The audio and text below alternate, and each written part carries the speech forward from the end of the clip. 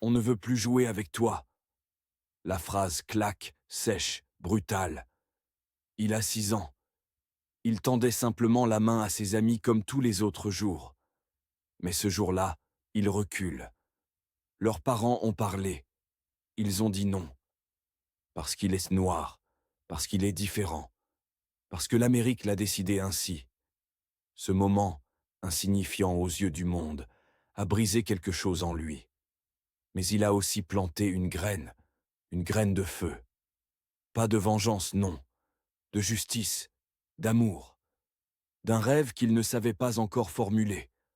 Martin Luther King n'est pas né avec un micro à la main ou une foule à ses pieds.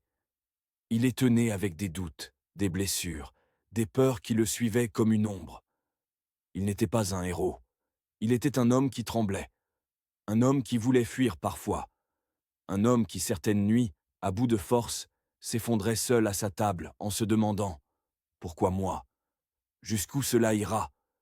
Vais-je mourir avant d'avoir changé quoi que ce soit ?» Il aurait pu tout arrêter. Fermer les rideaux. Rentrer chez lui. Se taire. Mais un soir, alors que le silence pesait comme du plomb, une paix étrange l'envahit. Ce n'était pas l'absence de peur. C'était une force plus grande qu'elle. Un calme dans la tempête. Tu n'es pas seul. Continue. Et il a continué. Pas parce qu'il était invincible.